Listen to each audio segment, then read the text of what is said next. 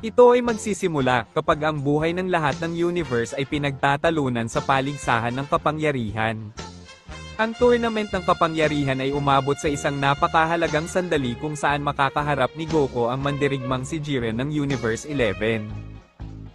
Parehong naglalaban, ngunit ang kahusayan ng taong ito ay higit na nakalalamang sa Saiyan. Tulad ng unang nangyari, hindi naisip ni Goku ang mas magandang ideya kaysa gawin ang Genkai Dama. Para sa kanya ito ay maaaring mga hulugan ng kanyang pagkamatay, hindi niya naisip kung kaya niyang patayin si Jiren sa pamamaraang iyon, ngunit hindi man lang ito sumagi sa isipan ng Saiyan. Gayunpaman, hihilingin ni Goku ang tulong ng lahat ng iba pa upang lumikha ng Genkai Dama sa tulong ng lahat ng naruroon. Lahat ay gustong matalo si Jiren. Kaya, ibibigay nila ang kanilang lakas. Gagawin ng Genkai Dama para ihagis ito kay Jiren.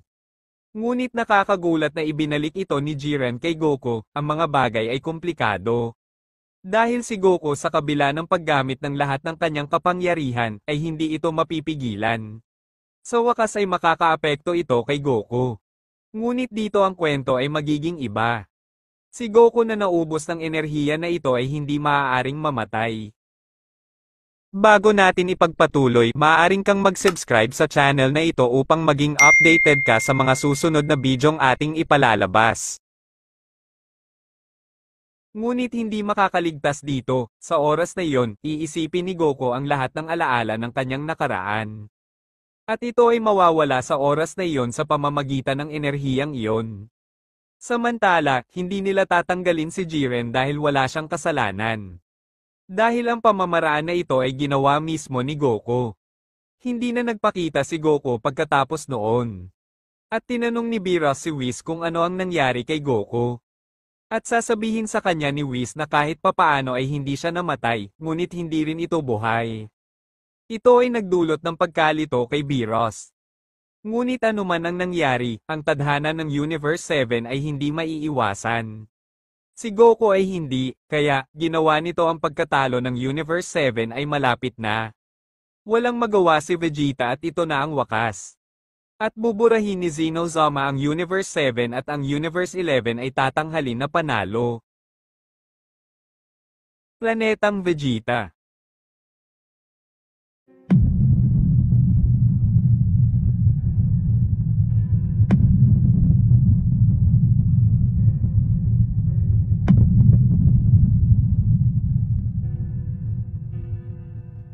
Pero ano ba itong lugar na ito? Nasaan ako? Bakit ako nasa space pod? O teka, sino yung mga yon? Kapareho ko ang lalaki, si Goku Black ba? Hindi. Bakit hindi? Nag-uusap sina Bardock at Jane sa sandaling iyon, at pinag-uusapan nila kung paano nila ipapadala si Kakarot sa ibang planeta. Tatanungin ni Jane si Bardock kung bakit siya nag-aalala sa kanyang anak. Ngunit sasabihin sa kanya ni Bardock na minsan sa kanyang buhay, kailangan niyang ipreserba ang isang bagay at higit sa lahat, ang kanyang anak ay nakatadhana na maging isang mababang uri na Saiyan. Si Goku ay makikinig sa pag-uusap na ito at siya ay dinaluhan kung ano ang nangyayari. Teka, tinamaan ako ng Genkai Dama, mas malakas si Jiren, hindi ko siya matalo. Ibig sabihin, kahit papaano ay ipinanganak akong muli, nakikita ko, ang aking katawan ay masyadong maliit, bata na naman yata ako ngayon. Sila ang mga magulang ko, dapat kong sabihin sa kanila na ilabas ako dito. Si Goku sa sandaling iyon, ay susubukang kausapin ang kanyang mga magulang, ngunit hindi siya naririnig ng mga ito dahil nasa loob siya ng space pod at walang tunog na pumapasok o lumalabas dito. Hoy Bardock, hindi mo ba naramdaman yon? Naramdaman kong parang may gustong sabihin sa atin. Jane, anong ibig mong sabihin? Hindi ito ang oras para dito, kailangan nating alisin si Kakarot sa planetang ito ng mabilis. Si Goku sa loob ng space pod, makikita niyang wala ni isa sa dalawa ang nakikinig sa kanya. At ipapadala nila ang space pod ni Kakarot. Ngunit bago lumipad, ganap nitong sisirain ang space pod. Ngunit anong nangyari? Anak namin siya, paano niya nagawa? Mga magulang ko kayo, Bardock at Jane tama. Laking gulat ni na Bardock at Jane nang makita ito dahil hindi sila makapaniwala na kausap silang dalawa ng kanilang anak. Kakarot, maaari kang makipag-usap, ngunit paano ito posible? Dapat kong ipaliwanag sa iyo, anak mo ako, ngunit nakuha ko ang aking konsensya mula sa hinaharap. Ito ay isang bagay na mahirap ipaliwanag, ako ay ang iyong anak bilang isang may sapat na gulang, ngunit ako bilang isang bata. Hindi ko maintindihan ito ay lubhang nakakalito. Iniingatan ko ang aking mga alaala, ngunit hindi ko alam ang aking kapangyarihan din, dapat ko itong malaman. Si Goku sa sandaling iyon ay magiging Super Saiyan. Iniwan ng kanyang ama na naguguluhan. Oh, tila napanatili ko ang aking kapangyarihan, ito ay kaakit-akit. Pero anong transformation yan, baka ito ang legendary Super Saiyan. Pero kung low-class Saiyan ang anak ko, paano niya nakuha ang kapangyarihang iyon? Sa ibang lugar nasira ang ilang tracker sa hindi malamang dahilan. At hindi ito idinisenyo upang makita ang napakaraming kapangyarihan. Lahat ay matatakot at sasabihin nila kay Frieza na hindi naniniwala sa kanila. Mr. Frieza, subukan ito sa iyong tracker. Gagamitin ni Frieza ang kanyang tracker para maramdaman ang kinang lalaking ito, ngunit nakita lang niya ang bilang ng counter na tumaas hanggang sa tuluyan itong masira. Ngunit kung ano ang mga tracker na ito ay nasira, magdala sa akin ng iba. Gagamitin ni Frieza ang iba, ngunit sa parehong paraan ang mga ito ay masisira kaagad. Pero kanino ba ang lahat ng kapangyarihang iyon? Baka siya yon, hindi sa tingin ko. Sa kabilang banda, sasabihin ni Goku sa kanyang ama, si Frieza ang sisira sa planetang ito, kailangan ko muna siyang pigilan. Teka, kaya kung totoo ang naisip ko tungkol sa kaawa-awang Frieza na iyon. Tama na ama, pasensya na, pero hindi ko na kaya, kailangan ko na silang yakapin. Yayakapin ni Goku ang kanyang mga magulang dahil alam niya ang lahat ng ginawa ng mga ito para sa kanya. Magpapalipas siya ng ilang sandali ng ganito, ngunit alam ni Goku na wala nang mahabang panahon para sirain ni Frieza ang planeta. At sasabihin niya sa kanyang ama na dapat nating tapusin ang hangal na si Frieza. Anak, pero masyado siyang makapangyarihan, wala tayong magagawa laban sa kanya. Yan din ang dahilan kung bakit kita gustong ipadala sa ibang planeta, anak, kailangan mong iligtas ang sarili mo. Ama, hindi mo pa rin naiintindihan, baka matalo ko siya, sa hinaharap ay nagawa ko na rin ito ng maraming beses. Nag-aalala si Jane na sabihin sa kanyang anak na huwag ipagsapalaran ang kanyang buhay sa ganoong paraan, dahil siya ay isang musmos na bata lamang. Ngunit kahit papaano, mauunawaan niya na hindi niya ito mapipigilan. Tila hindi masyadong naiintindihan ni na Bardock at Jane ang tungkol sa muling pagsilang ng Saiyan. Ngunit pupunta sila sa kinaroroonan ni Frieza, hiniling ni Bardock na makita siya at dumating si Frieza nang walang problema. Sasabihin ni Bardock kay Frieza, alam ko na ang lahat Frieza, ganyan ang plano mong sirain ang planeta, alam kong mayroon ka pa ring malaking takot sa Super Saiyan, kawawa ka naman Frieza. Kami na naglilingkod sa iyo at babayaran mo lang kami sa pamamagitan ng pagpatay sa amin, ikaw ay basura. Pero kung anong mga sinasabi mo Saiyan, iniinis mo ako, mas mabuting patayin na kayo ng sabay-sabay bago mo sirain at magtangkang tumakas ang mga unggoy na iyon. Si Frieza sa tuktok ng planeta ay maghahanda ng isang bola ng pulang enerhiya upang patayin ang lahat sa planeta. Mayroon pa ring mga Saiyan sa labas ng planeta na hindi pa dumarating sa pekeng pagpupulong ni Frieza, ngunit walang oras upang hintayin silang lahat. Ikinagagalak kitang makilala, ngunit ang iyong wakas ay higit sa hindi maiiwasan, sa hinaharap maaari mo akong bigyan ng mga problema. At mas pinili kong iwasan ka, ang tanging pumipigil sa iyo ay ang iyong kababaan, ngunit anumang oras alam kong pagtataksilan mo ako, mawala. Nagulat si Bardock na sasabihin kay Frieza, mangyaring huwag gawin ito, tatapusin mo ang aming buong buhay. Bibigyan pa sana kita ng kaunting oras, ngunit nakaharang ka, parang may nag-report dito sa army ko. Frieza nang walang karagdagang abala, ay ilulunsad ang kanyang pag-atake na malapit nang tumama sa planeta. Susubukan ni Bardock na pigilan ito, ngunit imposible. Natawa lang si Frieza ng mga sandaling iyon. Hanggang sa biglang, ang enerhiya ay ganap na itinapon. Ang pulang ilaw na nagpapaliwanag sa planeta at natukoy na ang katapusan nito ay nawala. Iniwan si Frieza na naguguluhan, ngunit ano ang nangyari, ang aking kapangyarihan ay nawasak, ngunit paano ito posible? Kung ano ang magagawa ni Saiyan na pigilan ng isang kapangyarihang tulad niyan? Ako iyon, Frieza, ang pinakakinatatakutan mo, nandito ako para hatulan ka ng kamatayan. Pero sino ka ba, inutil na bata? Ipapadala ni Frieza ang kanyang mga sundalo upang tapusin ang bata dahil hindi niya naisip na kailangang gawin ito sa kanyang sarili. Ngunit natarante sila nang maramdaman nila ang kapangyarihan ni Goku. Hindi maintindihan ni Frieza kung bakit ganoon ang reaksyon ng kanyang mga sundalo, nagalit siya. Sabi ko atakihin niyo siya, sundin niyo mga hangal. Pinagpapawisan ng mga sundalo sa takot, ngunit inatake nila ito sa kabila ng takot na nabuo sa kanila ng batang ito. Ngunit wala pang isang segundo, natapos na silang lahat ni Goku. Pero paano, hindi ko man lang siya nakitang gumalaw, anong nangyari? Anak ko na yata ang taong kinatatakutan mo, Frieza, ang bangungot mo ay nagkatotoo at dito na matatapos ang kasamaan mo, hangal ka. Yang hamak na bata, huwag kang magsasabi ng ganyang kahangalan, Saiyan. Tumahimik ka, Frieza, oras na para mamatay ka, babaguhin ko ang kapalaran ng planetang ito. Natalo ni Goku ang lahat ng mga sundalo ni Frieza. Iniwan siyang tulala dahil tinalo ng isang bata mula sa planeta ng mga Saiyan ang kanyang mga sundalo na parang mga ipis lamang. Frieza, dapat mong maunawaan, ang aking anak ang napili, ang nilalang na kinatatakutan mo ay lumitaw. Dapat ay matagal mo nang inalis ang planetang ito, ngayon ay pagbabayaran mo ang lahat ng iyong mga kasalanan, sabi ni Bardock nang may paghamak. Huwag magsabi ng mga katangahan, Saiyan, hinding-hindi mangyayari iyon, paano sa tingin mo ang isang bata ay may kakayahang harapin ako?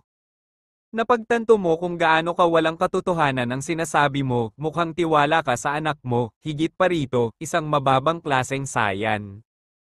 Nakakaawa, ikinalulungkot kong sabihin sa iyo na mali ka, Frieza, sa hinaharap ay ilang beses na kitang tinapos, winasak ko ang iyong pride sa paglipas ng mga taon.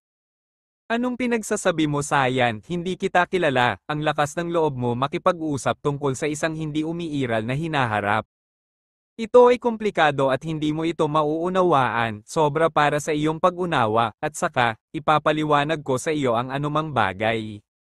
Kung sa bagay, dito magwawakas ang buhay mo, masasabi ko lang sa iyo na nagmula ako sa hinaharap, kung saan winasak mo ang planetang ito, nilipol ang 99% ng Saiyan. Ngunit ngayon ay iba na, ikaw ay mapupuksa at ang mga Saiyan ang mananaig. Mukhang kawili-wili ang sinasabi mo sa akin, ngunit walang katotohanan ang sinasabi mo, pagod na akong makinig sa mga kalokohan. Ipapadala ni Frieza ang kanyang dalawang pinakamakapangyarihang mandirigma na sina Dodoria at Zarban. Gaya ng sabi mo, sir, tatapusin namin ang istorbo na yan. Sina Dodoria at Zarban sa isang pinagsamang pag-atake, ay sasalakayin si Goku. Ngunit hindi man lang siya kumibo, sa simpleng paggalaw ng kamay niya ay nawalan sila ng malay na itinapon sa kawalan. Makikita ng mga Saiyan na nasa planeta ang dalawang katawan na bumagsak ng napakabilis. Na tila walang malay, mapapansin nilang sila Dodoria at Zarban. Iniwan silang nakatulala, alam na ang parehong nasasakupan ay ang pinakamakapangyarihang mga sundalo ni Frieza. Ngunit paano ito posible, kung sino ang nakatalo sa dalawang taong iyon, may isang taong may sapat na kapangyarihan upang iwanan sila sa ganoong estado, sino ang lalaking iyon, baka siya ang maging tagapagligtas natin. Samantala, mas nagulat si Frieza dahil natalo ng anak ni Bardock sa isang suntok sina Zarban at Dodoria. Hindi pwede, malaki ang kapangyarihan nila, kaya nga sila ay mga elite ng mga sundalo ko, hindi pwedeng natalo sila sa nakakahiyang paraan. Hindi pa rin malinaw sa iyo, Frieza, wala kang ibang pagpipilian. Higit pa sa sapat si Goku sa kanyang normal na anyo para tapusin sila. Naiinis na tatayo si Frieza at sasabihin. Kung gayon, mukhang kailangan kong gawin ito sa sarili ko, nakakahiya, kailangan kong aminin na ang kapangyarihan ng batang ito ay kamangha-mangha, walang duda na ang batang ito ay maaaring magdulot ng mas maraming problema sa hinaharap. Sasabihin ito ni Frieza nang hindi nakikita ang pagbabago ni Goku, sasabihin ni Frieza sa isip niya, sisiguraduhin kong tama ang gagawin ko, hindi ko nabibigyan ng pagkakataon ang batang iyon. Dadagdagan ni Frieza ang lahat ng kanyang kapangyarihan hanggang sa maabot niya ang kanyang pinakamalakas na pagbabagong anyo. Nakikita kong hindi mo man lang naisip noong ginamit mo ang iyong huling anyo, hindi ka na masyadong kumpiyansa Frieza, ngunit mayroon din akong ipapakita sa iyo. Sa sandaling iyon, itataas ni Goku ang kanyang kapangyarihan na maabot ang kanyang pagbabagong anyo ng Super Saiyan. Mapapansin ni Frieza na nag-iba ang kulay ng kanyang buhok dahil ito ay naging dilaw. Hindi ba yan ang Super Saiyan transformation? Nauutal si Frieza. Hahaha, kita ko sa mukha mo Frieza, yung natatakot na pakiramdam na dumadaloy sa buong katawan mo, makita kang inaapi ng Saiyan, sobrang saya ko. Sa kanyang bahagi, sasabihin ni Frieza na may mga butil ng pawis, leche, hindi ito pwede, bakit nangyayari sa akin ito? Alam pa rin ni Frieza na sasalakayin nito ang Saiyan, ibinabato sa kanya ang bola ng enerhiya na pinapalihis ni Goku gamit ang kanyang mga kamay. Si Frieza sa puspusang bilis ay susubukang makapagpatama ng pamatay na suntok kay Goku. Ngunit lilitaw si Goku mula sa likuran ni Frieza at hahawakan siya sa leeg na nagsasabing, "Tutulungan kitang mabulok sa impyerno." Si Goku ay maglulunsad ng isang napakalaking bola ng kapangyarihan sa katawan ni Frieza na ganap na tatapos sa kanya, inaalis ang lahat ng bakas ng kanyang pag-iral. Samantala sa planetang Vegeta, may nagpaalam kay Haring Vegeta na tinapos na nila ang buhay ni Frieza. Sabi mo may nakatalo kay Frieza, imposible yon. Walang mas makapangyarihan kaysa kay Mr. Frieza, dalhin mo sa akin ang gumawa nito ng maayos, dapat ko siyang makausap. Lumapag sina Bardock at Goku sa planeta. At babalaan na hiniling ni Haring Vegeta ang kanilang presensya, kaya sila ay pupunta ng walang anumang problema. Ngunit bago sila pumunta, kinuha ni Bardock ang walang malay na mga katawan ni Zarban at Dodoria upang dalhin sila kay Haring Vegeta. Sabi nila hinahanap mo kami, anong gusto mo? Totoo ba ang sinasabi ng lahat na talo mo ang hangal na Frieza na yon? Tama, hindi na tayo pamumunuan ng hamak na tulad ni Frieza, dinala ko dito ang mga katawan ni Zarban at Dodoria, aalipinin natin sila tulad ng ginawa nila sa atin. Nakita ito ni Haring Vegeta at bakas sa kanyang mukha ang pagkagulat. Totoo nga, inalis mo siya, ito ay pinagtibay ng mga katawan ni Zarban at Dodoria. Ngunit paano ito posible, paano mo ito ginawa Bardock? Hindi ako ang may gawa nito, ang anak kong si Kakarot. Pero siya ay isang mababang klaseng Saiyan, wala itong saysay. Mukhang kailangan kong magpaliwanag sa iyo, ipinanganak akong muli dala ang lahat ng aking alaala at gayon din ang lahat ng aking kapangyarihan. Kaya't alam ko kung ano ang mangyayari sa hinaharap, ngunit ang hinaharap na iyon ay hindi na umiiral dahil lubos kong binago ang kasaysayan ng ating lahi. Hindi ko maintindihan Saiyan, anong ibig mong sabihin? Sasabihin sa kanila ni Goku ang lahat at ipaliwanag kung paano nangyari ang lahat at bigla nilang mauunawaan ang muling pagsilang ni Goku. Bagamat lahat sila ay naguguluhan pa rin. Sa kabilang banda, si Vegeta na kasama ni Raditz sa ibang planeta ay sasabihin ng lahat ng mga Saiyan na si Frieza ay natalo at nagbabalak na sirain ang planeta nang sila ay magkakasama dahil sa pagpupulong na kanyang ginawa. Iniwan sina Vegeta at Raditz na nagulat kung ganun, pinlano ni Frieza na tapusin kami. Tila may nakatalo sa kanya at pinigilan iyon. Dahil dito, nailuwa ni Vegeta ang kinakain niya. Paano mo nasabi na may nakatalo kay Mr. Frieza, ngunit may ganoong kapangyarihan? Ewan ko, sinabi lang nila sa akin at inutusan sila ni Haring Vegeta na pumunta agad sa planetang Vegeta. Samantala sa planetang Vegeta, pinakita sa kanila ni Goku ang anyo ng Super Saiyan sa mga naroroon. Teka, iyan pala ang anyo ng Super Saiyan, kaya totoo ang alamat, akala ko kasinungalingan lang. Nakaramdam ng kaunting inggit si Haring Vegeta sa sandaling iyon na pagtanto na ang anak ni Bardock ay mas makapangyarihan kaysa sa kanyang anak na si Vegeta, bagaman kinailangan niyang lunukin ang kanyang pagmamataas dahil nailigtas niya sila mula sa pagkalipol. Hahaha, Haring Vegeta. Nakikita ko ito sa iyong mukha, alam kong masakit sa iyo na napakalakas ng aking anak, ngunit dapat kang magpasalamat. Samantala sa ibang lugar, Mr. Cold, ipinaalam ng mga mapagkakatiwalaang mapagkukunan na ang iyong anak na si Frieza ay patay na. Pero ano ang sinasabi mong hangal? Huwag kang magsasabi ng mga katangahan, walang makakatalo sa anak kong si Frieza. Sir, hindi ko alam kung totoo, ito lang ang sinabi nila sa akin, tila isang sayan mula sa parehong planeta ang pumatay sa kanya. Iyan ay ganap na hindi totoo, kailangan kong makita para sa aking sarili, hindi pwedeng mamatay ang anak kong si Frieza, lalo na hindi sa kamay ng isang sayan. Tatapusin ni Haring Cold ang sundalong ito dahil sa paniniwalang nagsisinungaling ito sa kanya, ngunit pupunta pa rin siya sa planetang Vegeta kung sakali. Sa kabilang banda, dumating sina Vegeta at Raditz sa Planet Vegeta. Nasasalubungin ni Haring Vegeta, Goku at ang iba pa. Sa wakas ay dumating sila, kung dinala kita dito ay para bigyan ka ng ilang balita at ipakilala ka sa aking kahalili. Makikita ni Vegeta at Raditz sina Bardock at Goku. Ano ang ginagawa ng mababang klaseng Saiyan na iyon sa lugar na ito, hindi ba dapat nasa ibang planeta siya dahil sa mababang antas ng kapangyarihan niya? Mali ka anak, ito ang ating kaligtasan, siya ang tumalo kay Mr. Frieza. Hindi makapagsalita si Raditz dahil nadismaya siya sa kanyang kapatid dahil sa mababang antas ng kapangyarihan nito. At magiging isang pagkabigo sa kanyang pamilya, ngunit kahit papaano ay naging proud siya. Kung ganun ikaw ang aking kapatid na si Raditz at ang kinabukasan ay nakilala na natin, kahit na hindi ito natapos ng maayos. Anong ibig mong sabihin Kakarot? Tinutukoy mo ang hinaharap, hindi ko maintindihan. Ito ay totoo, hindi mo pa rin alam, ang hirap ipaliwanag, pagdating ng panahon maiintindihan mo. Habang sa mga sandaling iyon, may sasabihin si Vegeta na magpapainis sa kanyang ama. Nakikita mo na si Kakarot ay magiging hari. Tama, kapag lumaki na siya, gagawin ko siyang hari ng planetang Vegeta. Ngunit kung ako ang iyong anak hindi mo magagawa ito ama.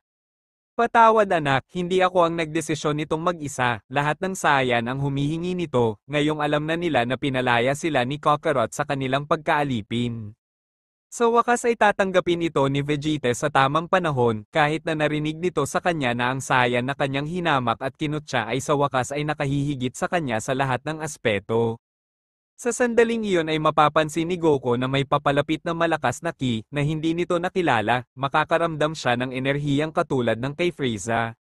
Mukhang may papalapit, pupuntahan ko kung sino ang tatanggap sa kanila at tingnan natin kung darating siya na may mabuting hangarin, bagaman parang pamilya siya ni Frieza, sino kaya ang hangal na ito? Lalabas si Goku at sa di kalayuan, makikita niya ang isang spaceship na katulad ng paglapag ni Frieza sa planeta. Mula rito, lalabas ang isang matipuno at napakatangkad na lalaki, hinahanap si Haring Vegeta upang tanungin siya tungkol sa nangyari. Ngunit kung sino ang tatanggap sa kanya, iyon ay si Goku. Si Haring Cold ay dumating na mag-isa, bago lumapag ay ginamit ni Cold ang tracker, ngunit hindi ito nagbigay sa kanya ng anumang resulta upang mahanap si Frieza.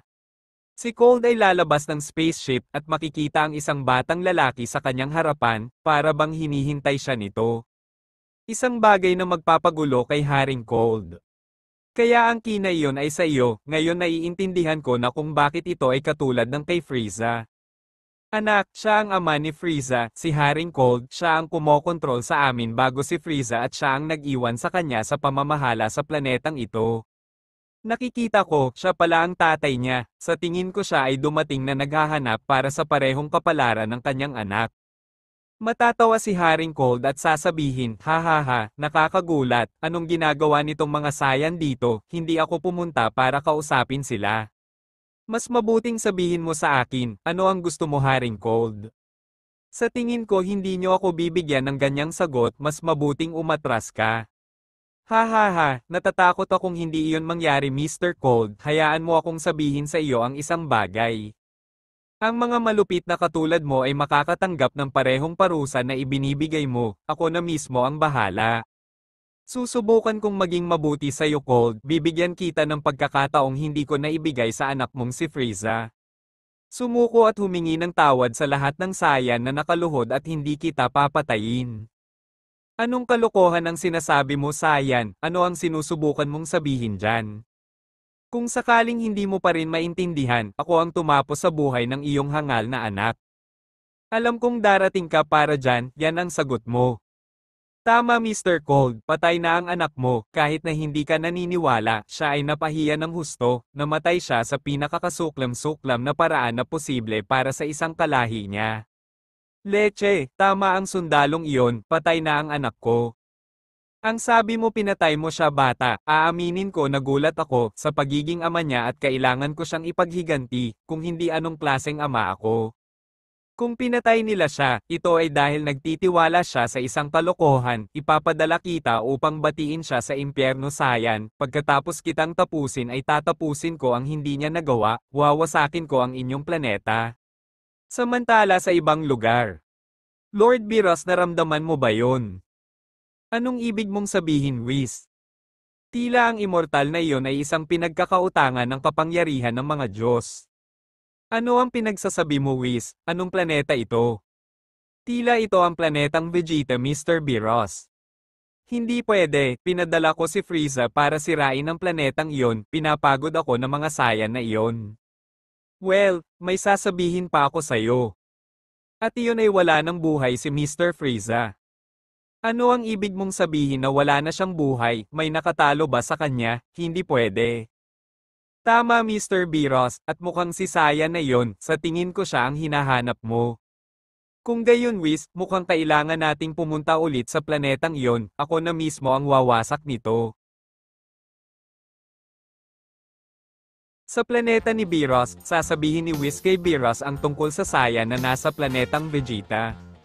Si Whis ang gumising sa Destroyer God Biros nang maramdaman niya ang kapangyarihan ng isang Diyos sa Sayan. Sabihin mo ang mortal na iyon na may kapangyarihan ng isang Diyos kung ito ay umiiral. Tama Mr. Biros, ayon sa nakita ko, ang taong iyon ay may kapangyarihang hindi pa nakikita. Na mas nakakagulat kung iisipin natin na ito ay isang bata lamang.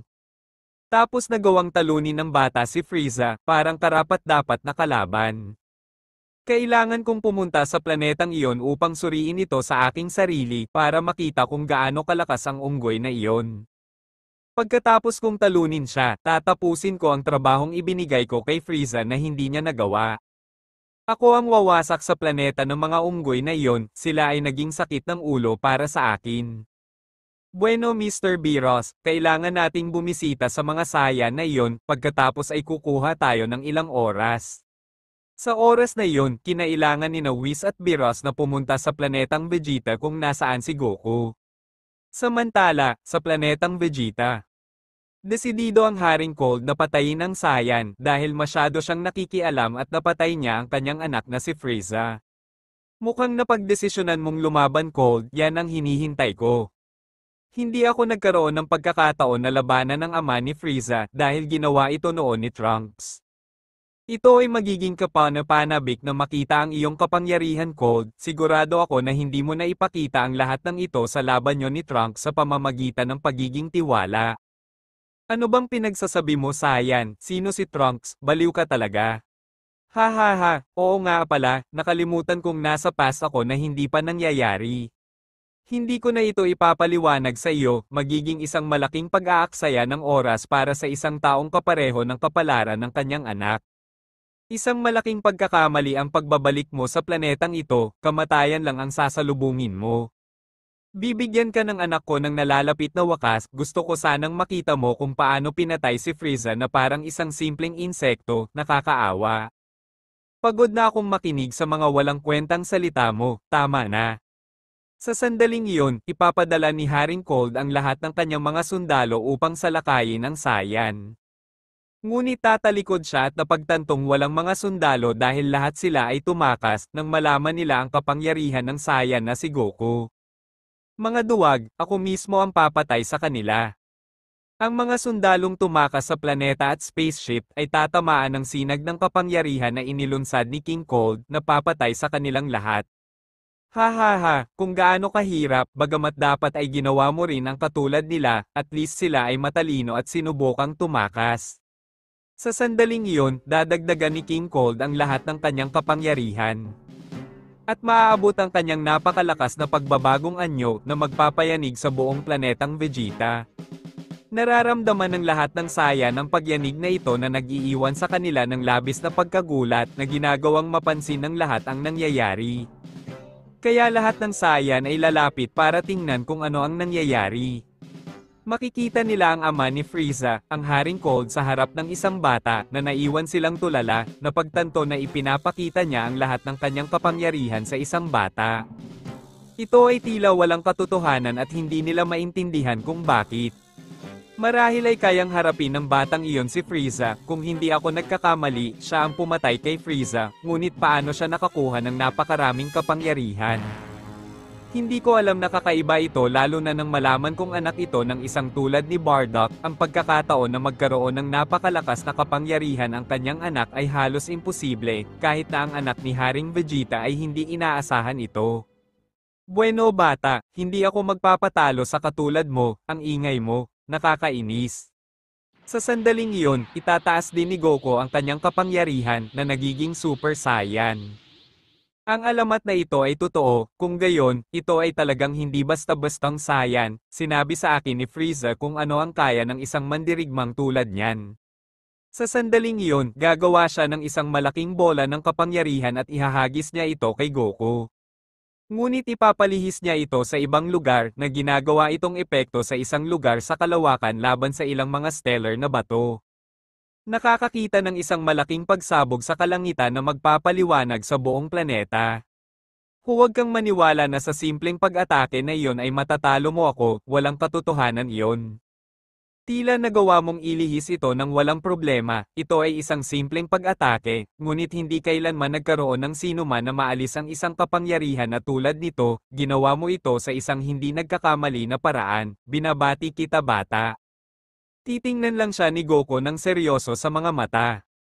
Lilitaw siya sa likod ni King Cold at sa isang sipa ay itatapon niya siya sa lupa na bumangga sa ilang kalapit na tore. Pinagmamasdan ni Haring Vegeta ang laban na ito mula sa malayo at hindi siya nakaimik nang makita ang dakilang kapangyarihan ng batang iyon, natarante siya nang makita kung paano nabawasan ang pansin ni King Cold. Nang makita ito, isang malaking ngiti ang mapapansin sa mukha ni Haring Vegeta, tila isang malinaw na panaginip para sa kanya, gusto niyang laging makita ang mga malupit na iyon na gaya ni Cold, na pinapahiya ng isang tao at higit pa kung ito ay isang tao sa kanyang sariling lahi. Naobserbahan din ito ni Vegeta at iisipin, kaya ito ang kadakilaan ng isang Super Saiyan. Samantala, sa planeta ni Zeno-sama. Dakilang Zeno-sama, nangyayari ang mga bagay tulad ng iyong pinlano, binago ng Saiyan na si Goku ang buong tadhana ng universe, tila sinasamantala niya ang pagkakataong ibinigay mo sa kanya ng napakahusay. Kung gayon ay tama akong ipinanganak siyang muli kasama ang lahat ng kanyang mga alaala at kapangyarihan, na ang Genkai Dama ay ang perpektong dahilan para gawin ito, hindi ko maaaring ipagsapalaran na hindi siya manalo sa paligsahan ng kapangyarihan. Hindi mo ba naisip na dapat nating bigyan ng paliwanag ang Saiyan kung bakit mo ginawa ang desisyon sa kanya? Hindi na kailangan Daishinkan, baka sa hinaharap ay magbago ang isip niya, ngunit sa ngayon.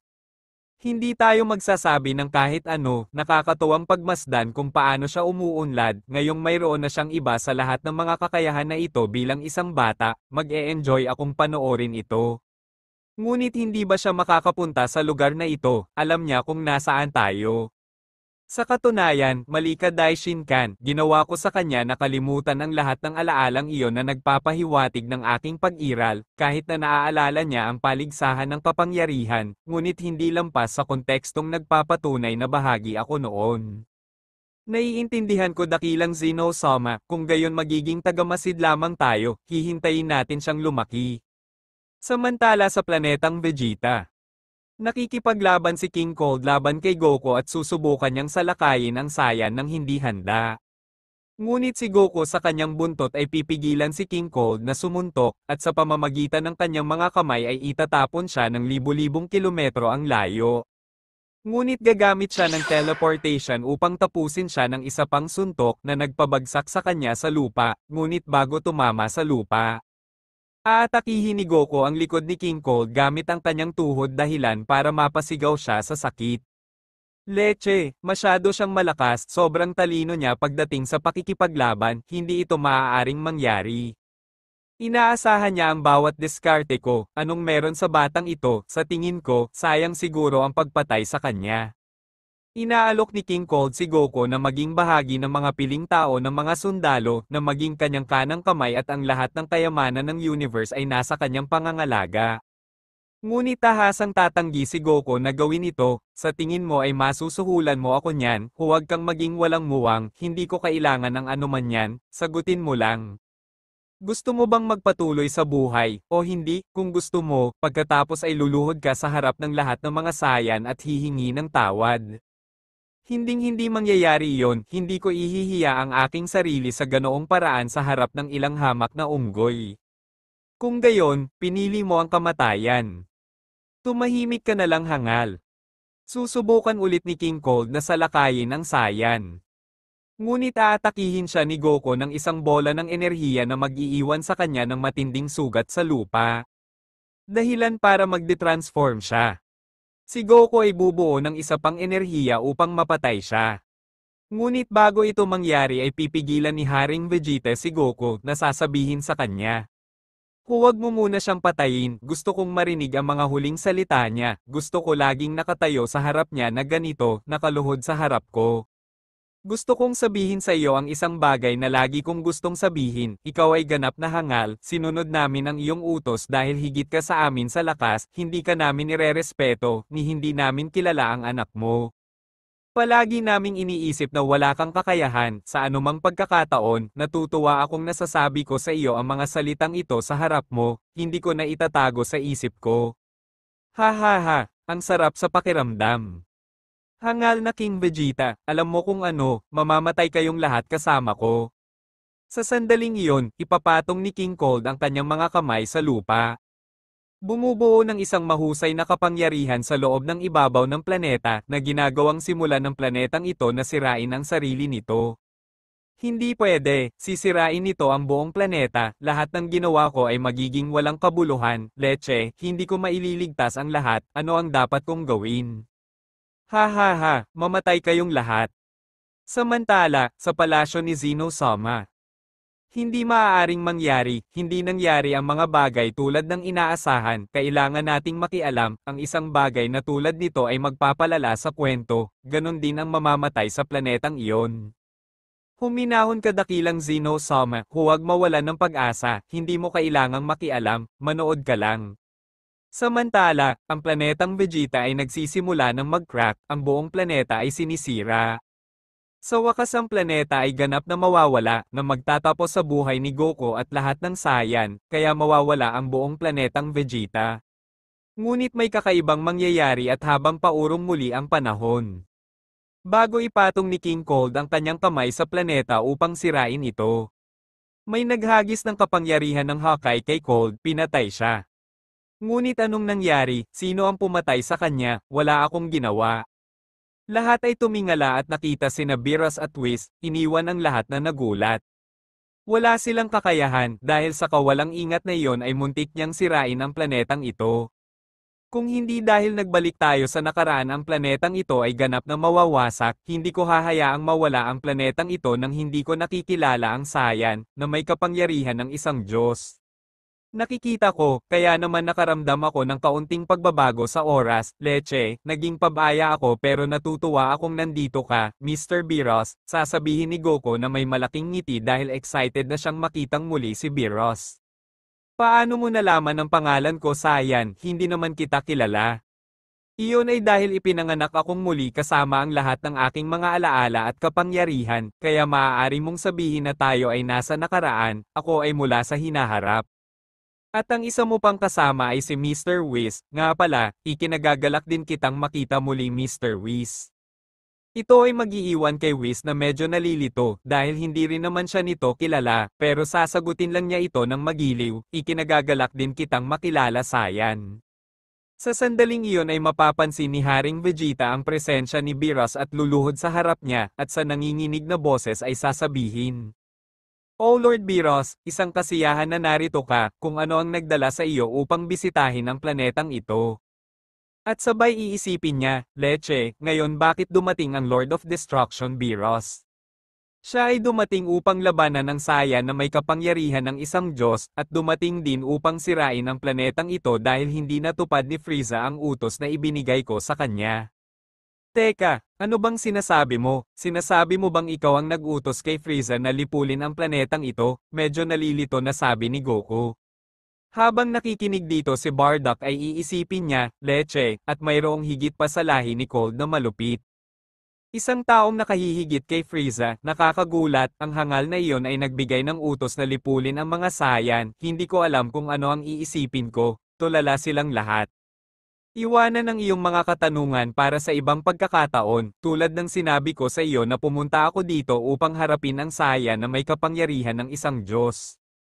Ako ito, Mr. B. Ross, sa hinaharap ay hinanap mo rin ako para sa parehong dahilan, ngunit narito ako ngayon, mayroon akong mga dahilan upang tapusin ka, Mr. B. Ross, inutusan mong sirain ang planeta ko, hindi kita mapapatawad, nararapat kang mamatay. Si Goku sa sandaling iyon ay magbabago sa estado ng isang Diyos, ang kanyang buhok ay magiging isang mapula-pula na kulay. Kahanga-hanga, at mayroon siyang higit na kapangyarihan kaysa sa Super Saiyan, paano niya naabot ang banal na kapangyarihan, kung gayon Saiyan, pagkatapos, nakita ko na ikaw ang hinahanap ko, ito ay magiging kapanapanabik. Lord Beerus, tila maraming Saiyan ang nanunood nito, hindi ba ito nakakaabala sa iyo? Dapat kong sabihin na medyo hindi komportable at medyo nakakainis, kailangan kong alisin ang mga ito upang palakihin ang combat zone. Susubukan ni Beerus na maghagis ng bola ng kapangyarihan sa lahat ng mga Saiyan na nanunood. Pero bago ito, hahawakan ni Goku ang kanyang kamay at sasabihin niya sa kanila, huwag kayong aatake ng sinuman mula sa aking planeta, tila kailangan kitang patayin Mr. Beerus.